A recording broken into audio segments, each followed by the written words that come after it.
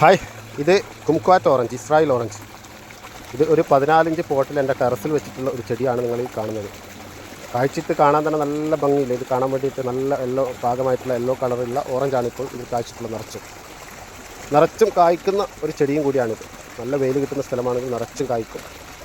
ഇത് ഈ ഒരു ചെറിയ ചെടിയിൽ തന്നെ ഒരു 100ഓളം ഓറഞ്ചുകൾ നിങ്ങൾക്ക് കാണാൻ പറ്റും. അതും എല്ലാം പാകമായിട്ടുള്ളതാണ്.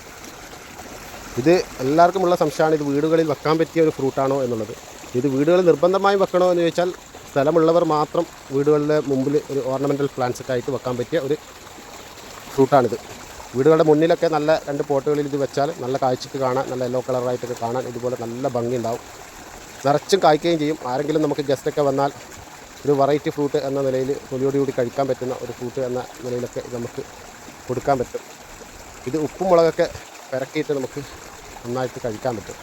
അതുപോലെ ഇതിൻ്റെ ഫ്ലഷ് പുളിയോട് കൂടിയിട്ടുള്ള ഒരു ഫ്ലഷാണ്. തൊലിയോട് കൂടി കഴിക്കാൻ വേണ്ടി നല്ല ടേസ്റ്റാണ്.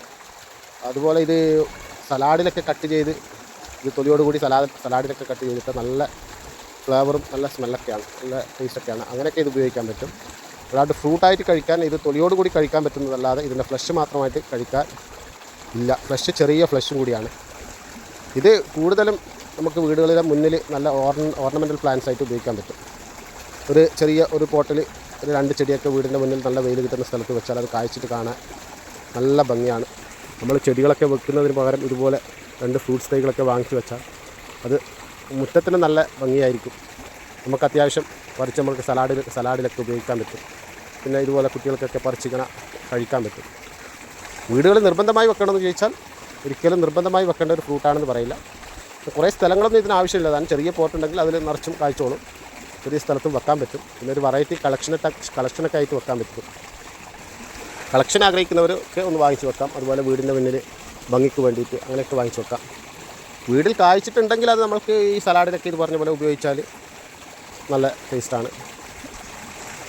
ഇതിപ്പോൾ ഒരു ചെടിയിൽ തന്നെ എനിക്ക് ഈ ചെറിയൊരു ചെടിയാണ് ഒരു വർഷമായിട്ടും വെച്ചിട്ട് നിറച്ചും കായ്ച്ചിട്ടുണ്ട്.